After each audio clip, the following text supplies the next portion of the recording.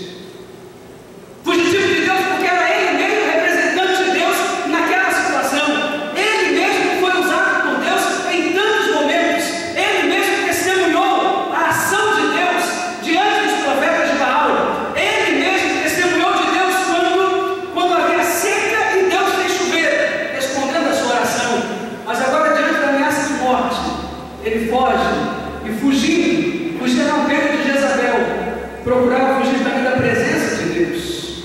O que aconteceu com Elias? Elias, quem é você agora? Elias, o que está acontecendo com você? Poderíamos perguntar. Depois de tanto lutar, depois de desafiar os poderosos, depois de ver o risco de morte, depois do estresse, da ansiedade, de tanta luta, vencer tantas batalhas, o que está acontecendo com você, Elias?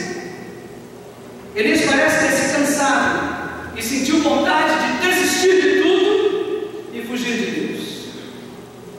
Será que você já sentiu alguma coisa parecida com isso? Será que você já viveu uma situação semelhante a essa?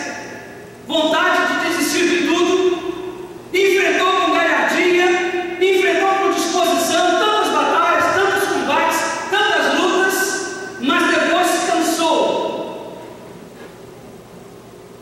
e andou fugindo de Deus. Esqueceu de tudo aquilo que Deus fez na sua vida. Esqueceu de tantos livramentos do Senhor. Esqueceu dos momentos gloriosos que você viveu na presença de Deus. Como nós podemos identificar um fugitivo de Deus? Na história de Elias, na vida de Elias, nós conseguimos fazer isso. Nós podemos identificar o que acontece quando alguém começa a fugir de Deus, se distanciar de Deus. Em primeiro lugar, o fugitivo de Deus, ele para de tomar decisões. Ele já não toma mais decisões, não toma mais iniciativas. Elias estava exatamente dessa forma. Não sabia mais para onde ir. Sentia-se encurralado, abandonado, solitário. E ele agora, ao invés de avançar para o problema que enfrentava, ele recuava e se refugiava numa caverna. Mas essa ideia de solitário, encurralado, abandonado, era algo apenas da cabeça de Elias. Era apenas um sentimento que ele estava alimentando naquele momento. Não era a realidade, mas alguma coisa que ele estava criando naquele momento.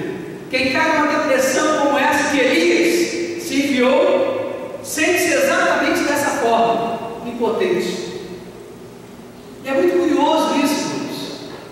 Quando eu já falei tudo isso que Elias viveu, um homem destemido, né? Peito aberto, enfrentou todas aquelas situações, enfrentou o rei, enfrentou os 450 profetas, sentença de morte decretada, e agora de repente se esconde numa caverna com medo de tudo e de todos. Quem sabe talvez nessa noite tenhamos alguém que está entre nós que vive alguma situação parecida com essa. Não sinta culpa por isso. Não sinta culpa por isso. Em primeiro lugar, não sinta culpa, não se culpe por isso. Elias viveu a mesma situação, mas por outro lado, não fique aí parado. Não fique parado. Não se deixe levar para essa situação. Há um Deus que quer que você se levante. Há um Deus que quer que você se mova em direção à vitória. Há um Deus que quer que você se levante da sua situação, da situação que você está vivendo agora, e vá rumo à vitória que Ele já tem decretado na sua vida. Ele quer que você se levante e declare ao seu problema: há um Deus que é maior do que os problemas que eu estou enfrentando nesse momento. Primeira coisa que o fugitivo de Deus faz, então, é parar de tomar decisões, parar de tomar iniciativas. Eu quero concitar você, quero desafiar você a se levantar e tomar as decisões importantes para a sua vida nesse momento. Não fique aí parado, não fique aí prostrado. A segunda coisa que o homem fugitivo faz, que a pessoa que está fugindo de Deus faz, é sentir pena de si mesmo. Ele estava vivendo um momento, meus irmãos, em que, depois de tanta luta, depois de tanto batalhar, ele agora estava apenas sentindo aquela autocomiseração. Sentia-se um miserável, coitado de mim. Um fugitivo de Deus começa a sentir pena dele mesmo. Não reage. E parece até que ele já tinha ensaiado aquela oração. Está no verso 10 e depois ele repete no verso 14. Ele diz o seguinte: tenho sido muito zeloso pelo Senhor, Deus dos exércitos.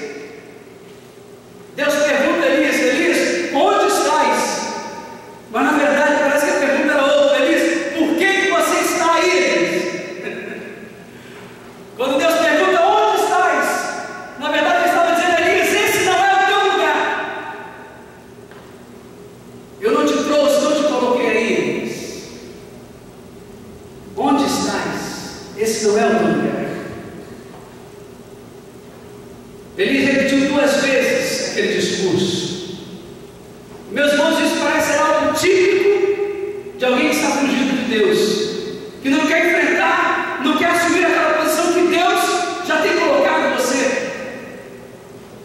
Essa parece ser a atitude típica de alguém que está fugindo de assumir um compromisso maior com Deus também, e que por causa das ameaças, por causa das muitas lutas, algumas vezes desanima, cansa, como aconteceu com Elias. E você? Qual a desculpa que você tem colocado? Qual a desculpa padrão que você tem apresentado para Deus, para você não deixar a caverna, não sair do buraco que você se escondeu, e não ser aquela bênção que você sabe você poderia ser na vida de tantas pessoas? Quais as desculpas que você tem colocado diante do Senhor? Quero dizer a você nesta noite que Deus usa pessoas apesar das limitações que elas têm.